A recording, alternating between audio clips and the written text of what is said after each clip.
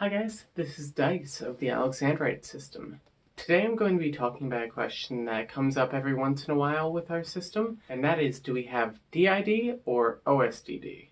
So for those who don't know, there are two main criteria for DID.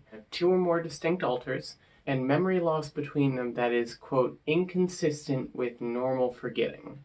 And we'll talk more about that phrasing later, but OSDD means that you meet one of the criteria of DID but not the other.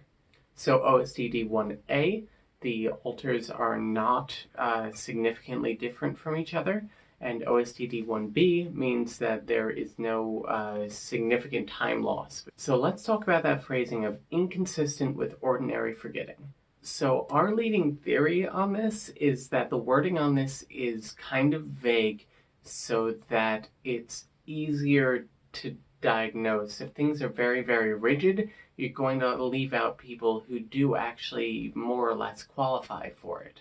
And really, diagnoses are just kind of like the judgment call on a doctor anyway.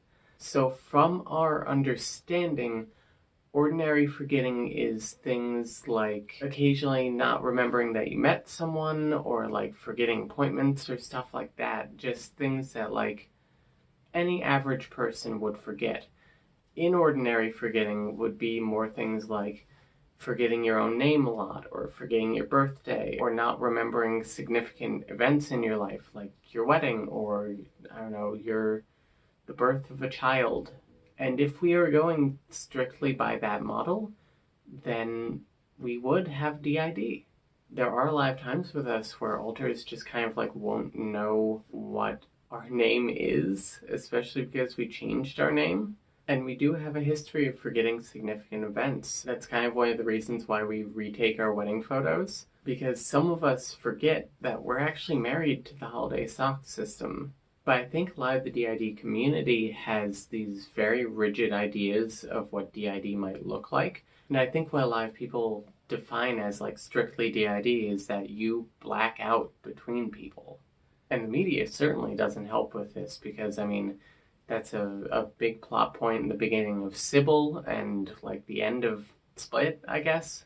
So basically there is an argument to say that we could be DID, but we just sort of misunderstand what it looks like. On the other hand, we could say that we have OSDD 1B, because while we are really forgetful, there are a lot of key things that we don't forget. We don't forget how to get home from our job. We don't forget to go to our job. We don't forget to text the holiday socks system if there is an issue. We don't forget our close friends. And when a new person switches in, they're never really surprised by where they are or what day it is, what time it is. They just sort of pick up where the last person left off. So in our mind, we are OSDD 1B until proven otherwise. And the thing is, unless we get a formal diagnosis, we can't really say for sure. We are not currently looking for a diagnosis. As I talked about in our trans video, that would kind of impede some plans we might have in the future. And our therapist doesn't seem to be looking for or needing a diagnosis from us. I mean, she's talked to a lot of us individually, so she obviously knows this is real.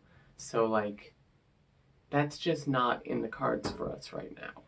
And a lot of professionals would say that the exact diagnosis doesn't really matter for treating someone with DID. Because apart from some details, DID and OSDD, at least OSDD 1, are the same disorder. So maybe this doesn't mean a lot coming from someone whose gender and sexuality are basically just... But, don't get so hung up on labels. Like, it doesn't really matter. So one last thing. We are trying to decide whether we want to commit to having long hair and just keep growing it out, or if we want to go and get it cut short again, like at the beginning of our series. So leave a comment down below, let us know what you think. And, like and subscribe. We'll see you next time, guys.